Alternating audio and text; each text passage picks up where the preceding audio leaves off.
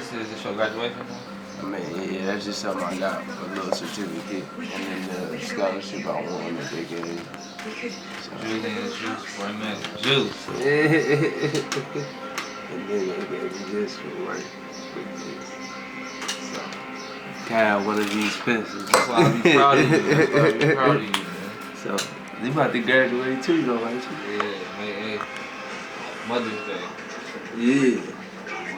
I wonder if they did that on purpose. Probably. My mom can go crazy. Yeah, that's too. That's crazy. She, I said I think I thought it was going to be 4 years done. It took me 5. You thought I thought I was gonna be 1 year. It took me. I turned one year into 4 years. Dang, that's crazy. But you know, God got a plan for everybody. Exactly. You know, when I every time, right? Gary's gonna be okay. That's what's up. I know. Okay. So, what is it? Because you know, really, I'm just. You was introducing yourself to me for the first time. Go home. How would you introduce yourself? What would you say? I was introducing myself to you for the first time. What would I say about myself?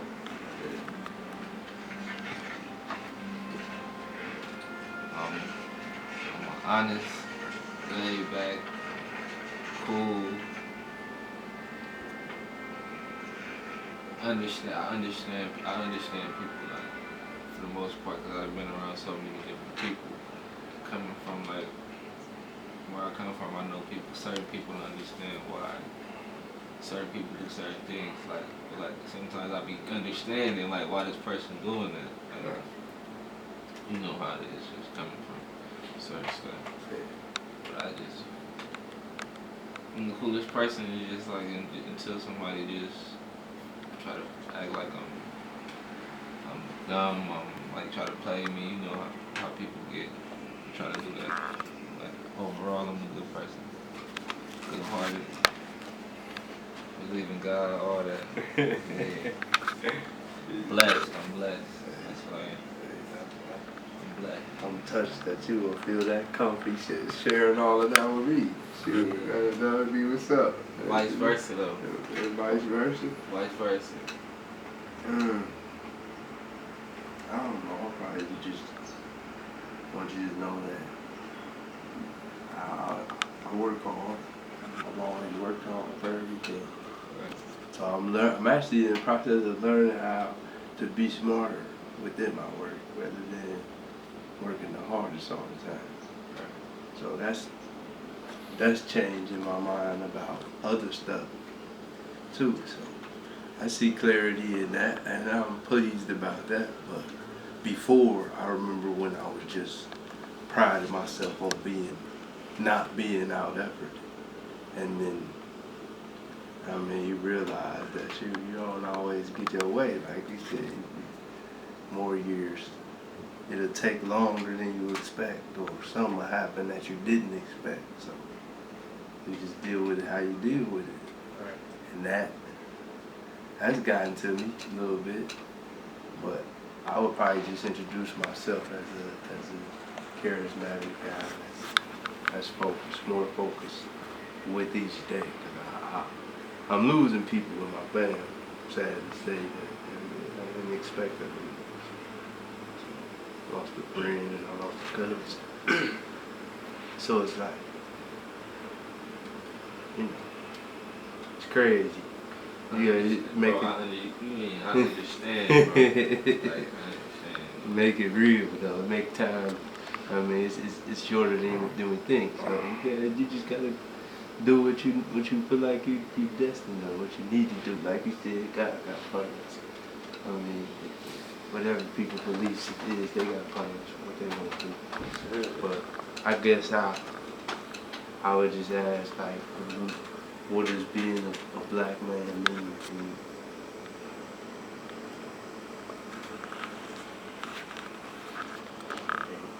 You could take your time. I would prefer that you take your time. See, like, I done grew so much, bro. Like, from age, bro.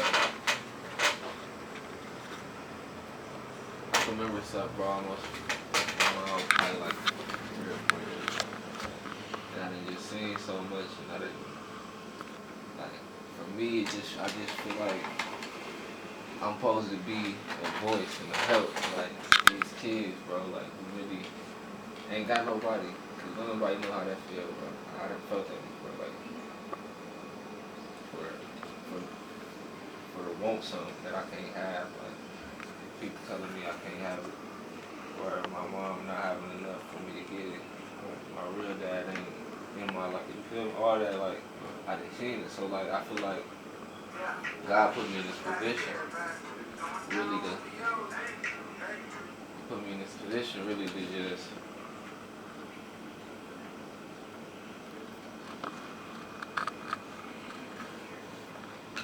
I don't want to say this.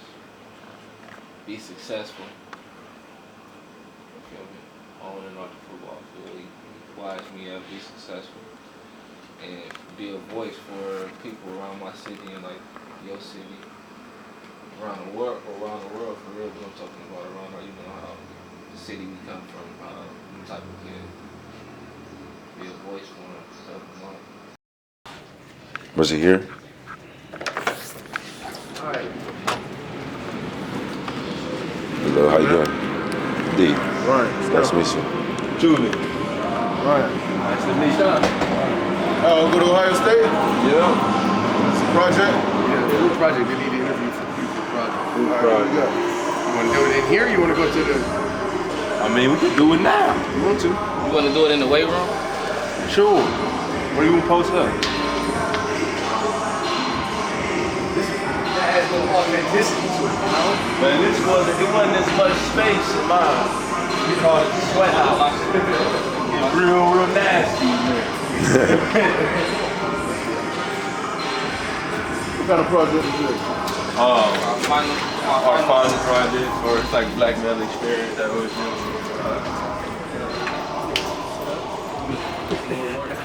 Oh yeah? It looks like it. Getting big. Oh, how are you? I'm doing well. How are you? Good. Meet me for the first time. If I was introducing myself to you, or you was introducing yourself to me, how would you do that? How would you go about that? Me introducing myself to you. Yeah. First thing I gotta do, look you in the face. All right. Hey, how you doing? Shake your hand. My name is Ryan Stafford, Director of Player Development. How you doing? Good to meet you, Ryan. Good to meet you. That's what's up. My name's Julian. You know him, knucklehead. But basically, the next question that I would have to ask would just be, what does being a black male mean to you? And you can take your time. Really, I want you to take your time. It's a weighted question. Yeah, that is a weighted question. I mean, when I think of being a black male, you know, a lot of things come to mind. You know, one thing is, you know, the struggle. You know what I mean? It's not. I would say it's not easy, but then again, I won't make excuses. Like, you know what I mean? At the end of the day, it's not easy, but there's a lot of guys out there that, you know, had all odds against them, and you know what I'm saying, still prevailed and became successful. So that's one thing that comes to mind, especially with what's going on in the world today, especially in America. You got the Black Lives Matter, you got all the movements, you got the presidential election. There's just a lot of race things going on. So when I think about being a black male today in 2016, for one, I think of everything black males have overcome from the past to now. Two, I think about, you know, what I'm doing now and how I'm blessed to be in the position I am now, to be able to help guys like Corey Smith, work with guys like Zach Smith. And three, I also think of, you know, as much as we, you know, accomplish as black males, still so much more we can do, you know. And that's, you know, just about, you know, like I said, Black Lives Matter and all of that stuff, you know, I think it's all well and good, but I also think we need to hold ourselves accountable for a lot of things, you know what I mean, that's going on in the country. I think being a black male, a lot of people use that as an excuse sometimes to do this and do that. You know, it should be more than just an excuse. You know, get what we've done in the past and everything in the past. Let's focus on the future. Right. So that's just all off the top of the head. I agree.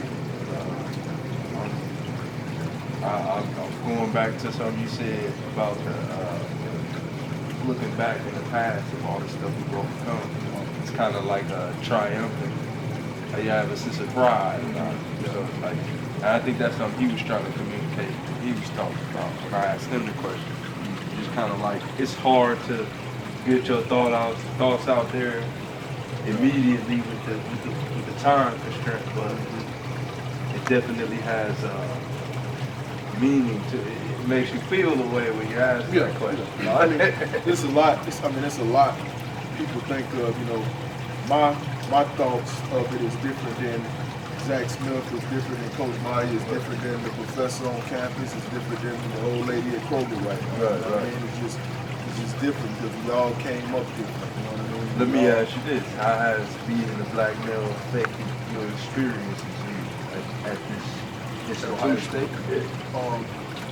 Well, honestly, you know, coming from, you know, Florida, Jacksonville, Florida, graduating at the University of Florida, it was a big surprise coming to Ohio State for me, just because I didn't know the amount of black successful people in high places at Ohio State. You know, you have a black vice president / athletic director, James Smith. You have a black president. You have a black person head of admissions in Vern Ranger. Head of compliance is black. Doug Archie. Head of SASO is black. David Graham. Over student life is black. Dr. J, you know, our former head of student code of conduct, and Justin Moses, he's black. So, you know, coming to Ohio, you know, from Florida, you know, I didn't expect to see as many black people, you know, in the roles and the positions they're in now. Michelle Willis, deputy chief of athletics, she's black. So many black people in high places here. So when I first walked in the door, one I was amazed. Dang, you know, if they did it, I can do it. And if there's any place in the country you can do it at, the proof is in the pudding that it can be done here, because, you know, it's testimony. Right. Definitely, you're right about that. There's a lot of people with big seats, big roles to fit on there. He don't like this question, but I'm gonna ask anyway. The last question. And you could take it literally, or you could think about it. Does money white? Does money white? White, as in, does money white? So, does money white? And so I'm assuming you're saying when you think of money and you think of rich people, you're thinking of, and you think of success, you think of white people. It's just, you would have to assume that the dominant culture is wealthy white people. So if that's the case, you not being white, if you get some money, does that make you more accepted? No, because you have rappers right now that's millionaires. You have athletes that are millionaires, and, you know, just by, you know, the way they act, talk, dress, look, they can be millionaires driving a Lamborghini, and they go out and they looked at the same as us. Same way. You know what I mean? Yeah. So I think it's all, you know, based on, you know, how you carry yourself.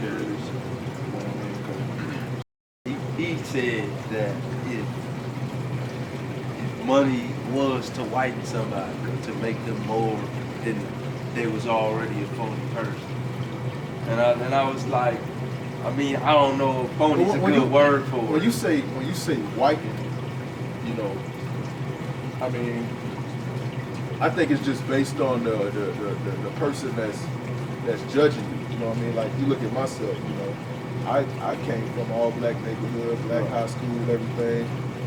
You know, probably had some struggles early, you know, when I was younger. But the older you get, the more mature. You know, I start talking different. You know, I used to, talk like a young man, like how a lot of young black men talk. That's how I used to talk.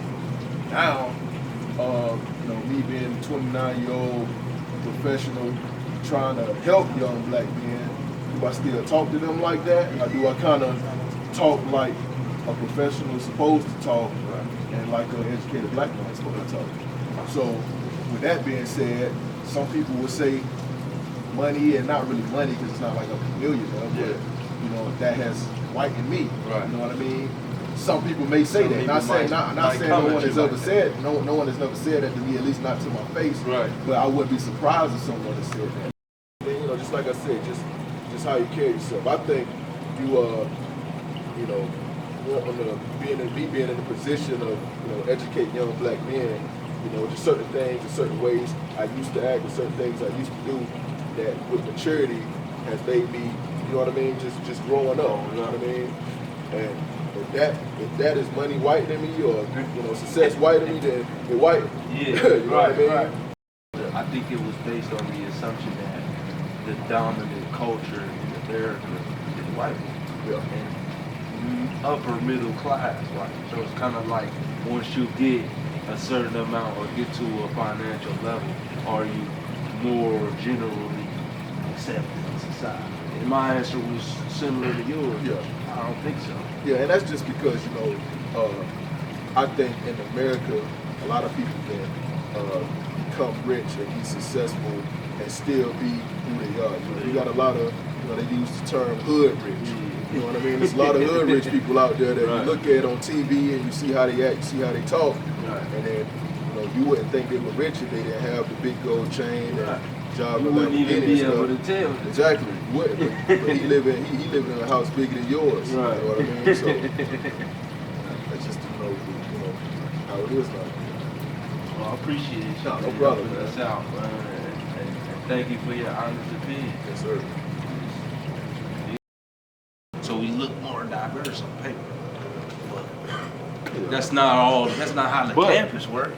Yeah, but the president is black. I mean, when you think of politics, all those people I named are into like the politics, other than like the people on the board. You know what I mean? So when you think of the board, Ohio State has a board. The board is the one who hires the president and hires the AD. Right. Technically, they have a lot of say so when head coaches hire him too. Yeah. So, I don't know how diverse that is, but I do know it's quite like Clark Kellogg. Yeah. He's on the board.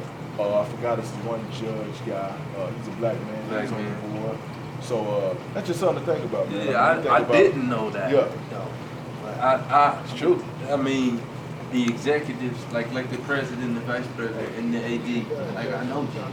Yeah. So it just, I was aware that those people were, but I didn't know about the board. I didn't even know that Clark Kellogg was still actively participating in OSU activities. So, I mean, it's like you said, it's inspiring. Yeah. It's like, okay, It make me believe that, hey, it's the place I need to be. yeah, You know what I mean? I could move up Exactly. if I want to. It's not necessarily a thick as glass ceiling as I thought. He about to leave.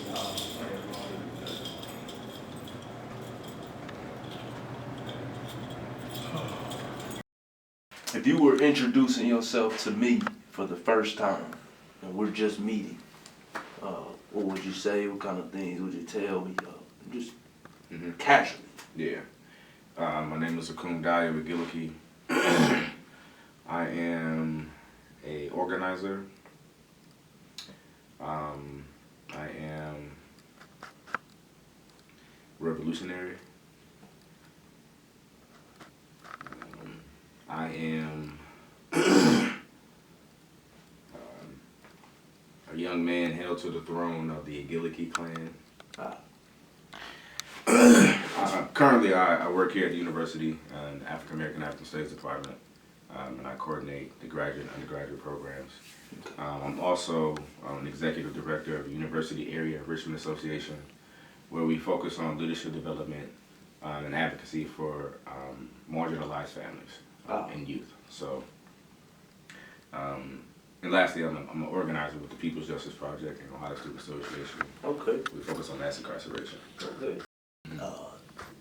Everybody that's answered has answered very honestly.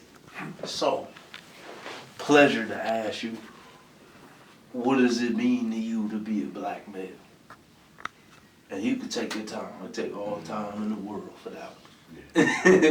Well, I guess I thought about it almost all my whole life, right? Right. To a certain degree. Well, I've thought about it consciously since I was a college in undergrad. Right. So I've had some time to really think about it. Yeah. It's not an easy question. It's not. What it means for me to be a black man or a black male is to be in constant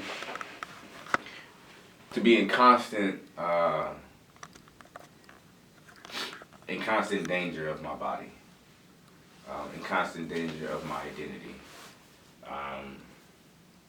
But it also means that we are the most prolific people on the planet because of the struggle, right? We've been in, as African people in this country, we've been enslaved longer than we've been free in on this continent. I mean, right? In this country, some can argue, are we still free? Right. Granted, we're not chained in bonds, in bondage. Working for free. Right. Yeah, but there's still, there's a still sense of slavery. Sense of slavery. Right, or there's a sense of not complete freedom, being a black man or a black male. And so what does it mean to be a black male? To you. To me, have a responsibility to my community. It means that I have to continuously willingly sacrifice my time, my energy, my spirit, to uplift and make sure that the people get what they need as much as possible. For me, to be black is to automatically have those responsibilities. Day in and day out. Day in and day out. And it's not a burden, it's a pleasure. It's a pleasure. It's a pleasure. Because ain't nobody else gonna do it. Right. Don't nobody tell black people they gotta take care of white folks. So why would I expect white folks to take care of us? Right. You know what I'm saying? Exactly. And not to separate it by race, you know what I'm saying? Because I take care, because the work that I do, a lot of it is poor folk, and right. That's white too. White too. So it ain't that, but we specifically talk about being a black male. What does that mean to me? For me, that's what it means. But it also means that I have a responsibility to be free. Right. It means I have a responsibility to enjoy my life that have been granted. Too people get caught up in struggle and not enough on just living and being free to a certain degree as much as you possibly can and enjoying the life you got. That's probably one of the criticisms I do have. A lot of people talk about the struggle but don't talk about it now. Yeah. Mm-hmm. And I know, it's a continuous struggle because the struggle, until we free, it's always going to be a struggle, but that doesn't mean it had to be your whole life in totality. Right. And so for me, I got to have that balance, you know what I'm saying? Yeah, I will go to Orlando and go ham and have a good time. I can make sure that I serve my people so they can make it to Orlando too. Right. You know what I mean? So, I ain't Jesus Christ or the Messiah, you know what I'm saying? Yeah. But the revolutionaries have laid the groundwork for us, you know what I mean? And right, yeah, and if we all do our part, we will see progress. Progress has been made. We ain't in bondage. No. You know what I'm saying? We ain't got to do the same thing that Harriet Tubman did. We had a black president. Right, yeah, whatever that's supposed to mean. Even though he worked for them. But, right. But even then, like 50 years ago, that would have even I never would have thought I'd see that possible in my life. Right, exactly. So that still is some form of progress. So we're making strides. How has that affected your experiences at this institution? It's made me a little bitter. The campus is 80% white. Right. Predominantly white institution. Yeah. And we had the largest campus in the nation. Yeah. One of the whitest campus in the Big Ten. You're talking about some white schools in Indiana. Yeah. You know what I'm saying? Northwestern. You're talking about some Talking about Wisconsin. Like, we talking about some white places. You know what I'm saying? Like, the diversity is low. I don't even know why you would want to go to Iowa. Like, Right, an athlete. Right, exactly. Right, exactly. Like, But that begs the question: well, why would you want to come here then? Right. If you ain't an athlete. But see, I knew what I was getting into when I came here. Right. Yeah. And so was I. You know what I mean? As an employee. Perceive how I interact. Mm-hmm. I even feel like I can't talk to certain people. Yeah. The difference is we, and I think one of the main things I've learned is my training and my background kind of got me where I don't care. Right. You know what I'm saying? But so I'm a little bold in how I kind of. You got one life to live, so I'd be like, I'm gonna live it the way I want to. So I code switch a little less than I should. Yeah. I probably should code switch more. But I always got to think about not so much the opposition, but our racial counterpart.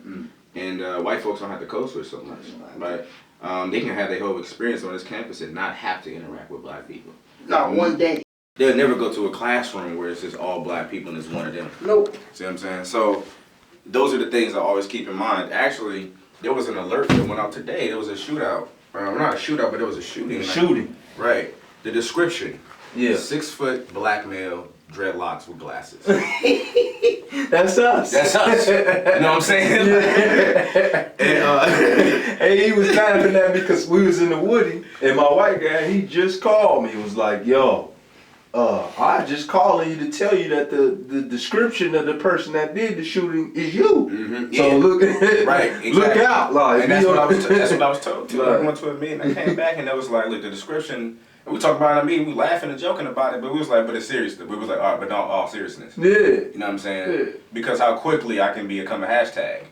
You know what I mean? That because you think I did, and I ain't even. I don't even go on that. Because I fit that super vague description. You know how many brothers that is? Yeah. You know what I'm saying? 6 foot with dread. You know what I'm glass. saying? Right. So going back to your question, like, what does it mean to be a black man at this particular institution? I mean, these are the things right there. Right. You know what I mean? And you gotta always think about the extra. Yeah.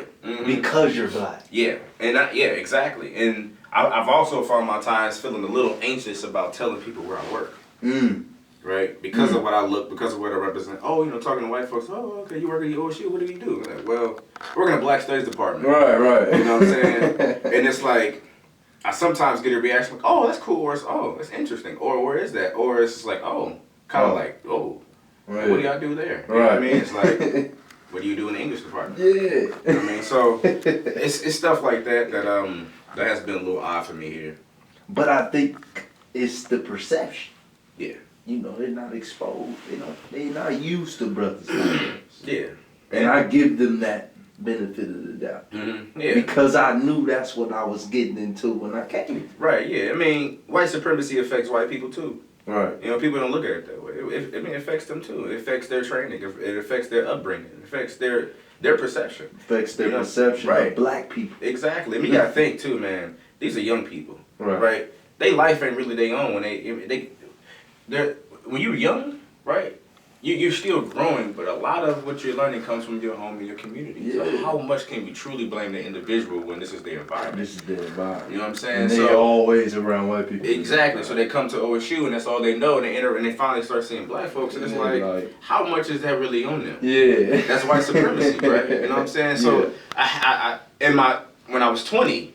As a black man, a black male, or 20 to 21, I wouldn't have said, I'm like, man, fuck them. Yeah, right. You know what I'm saying? Right. Like, I ain't got to worry about this. Is my condition. Right, you know what right. I'm saying? But now I see it more systematically. Yeah. Right?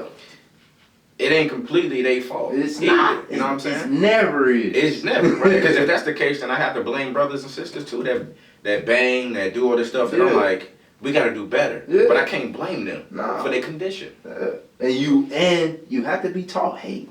Oh, yeah. Hate is not biological. I done spent 5 years in college trying to figure out what hating does. Yeah. Biologically and psychologically. Does nothing. Yeah, right, yeah. Nobody's born. I mean, you know what I mean? Even the worst people. You know what I'm saying? They just, it just ain't that. You know, and I mean, some people may have some issues, but and some have some major issues, but those issues are connected to what they see in the media, what they're conditioned to, what they're influenced by. What they're influenced by. And some of that, and hate ain't always like, all right, son, you hate niggers. Right. It ain't that. It's just the condition. It's just the totality of conditioning. It's the totality of what you see. Right. You know what I mean? How you act, what schools you go to. I mean, there's a lot of conditioning that goes along the way. People are kept from interacting with us a lot of times. Yeah, too. and then the curriculum is just right. Even if it's indirect interaction, where they learn about it in class or at home or whatever, they're probably not getting that. Not getting it. Does money whiten? Say it again. Does money whiten? What you mean? Like, does money create Uncle Toms or sellouts? I mean, middle class, upper middle class, and wealthy white people are the dominant culture in America. Mm-hmm. Someone who doesn't fit that description, when they get money, are they more accepted?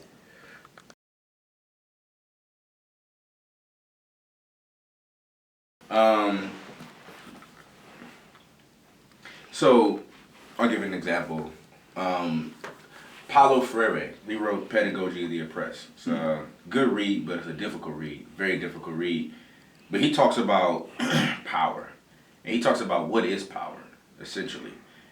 And if you were oppressed, and if you're not educated, not in the sense of like book smart, but educated as like in your human experience, or educated in like true education, like learning about what revolution means, your training related to, being your own self-advocate, the training that I'm my brother's keeper, where all these things make you more humane. Mm-hmm. And the thing is that what happens is you get, how to put this? Okay, so for example, when I was talking about white supremacy, if you're a true revolutionary, your goal is to, free your people. Mm. At all costs. Right, because you were being dehumanized. Mm-hmm. But a true revolutionary, will also free their oppressor. Their oppressor. Right? Also. Because the oppressor is also inhumane. To do things that you do to the people, it's not human. Not human. But then to be a slave, it's not human either. Right. So the goal is to bring it all the way here. To bring everybody to bring it to balance. Yeah. Right. And so does money make you want to fit into the dominant culture? Right. Yeah, absolutely. And I think, and not everyone. Not totality. Not right. You know what I'm saying? Yeah. Like Sam Cooke or somebody. Obviously, he didn't do that. You know what I'm saying? He gave his money back to the people. But does it make you? Does it whiten? Yes. And I say that too is because back to the book, what he talks about is people think the perception of power is what your oppressor does. Right, and so if I'm a slave, and I'm using the term slave loosely, but right, we could talk about Mexicans that got to work for tobacco, right. You know what I mean, whatever. And so, but if your only perception of what you think power is or freedom is what your oppressor does, that's how you get shit like Papa Doc in Haiti. Right, that's how you get shit like Jomo Kenyatta. That's how you get shit like. That's how you get stuff like that. Yeah. Right, because they have this revolution, but then they become the brutal. They become the brutal leader. Right. Because they think that's what power is. That's what power is. You see what I'm saying? Yeah. But why? And that's the same thing. Well, I got money now. Yeah. Right. So I have to act like this. Yeah. See what I'm saying? I see what you're saying. And so the political and then the economics, like, if you think that's what power is, if you think that's what freedom is, well, that's not freedom. Right. Because all you're doing is becoming the oppressor. So the idea is that we assume that having money is white. Mm-hmm. And then once we get the money, we feel like we could do all the stuff they do. Yes, right. Because we typically only see white people with that kind of deep pockets. Right. And the people with those deep pockets are the ones that oppress. But I know white trash. Mm-hmm. Yeah. So it's just like, the literal sense. Corey was the only person to answer it literally. Mm-hmm. And he said, if money whitens you, you're a phony person to begin with. Mm-hmm. Yeah. And then it's like, that makes sense. Yeah, right. Yeah, a little brother. They had a quote. I think it was Fonte. He was like, he said, "Money don't change people; it just make you more who you really are." Who you really are. Exactly. And it's also still part of your condition. Part of your condition. So if you're conditioned to be a hater, Right. and you get money, then your hater You're gonna be a rich you gonna be a rich hater. You know what I'm saying? Right. So, but if your conditioning is like yours or like mine or like this brother, Yeah. where you're working through these, you're working through this shit. You're Right. trying to figure it out. Actively progressing through Yeah, this. mhm. Your conditioning is different. Your education is different. So when you get money, you get power. You're gonna utilize it differently. See what I'm saying? Yeah. But if you don't have that, you're gonna be one of them. You're gonna be, You know what I'm saying? yeah. You're gonna be trying to assimilate. Mm-hmm. Yeah. And you're gonna become one of the oppressors.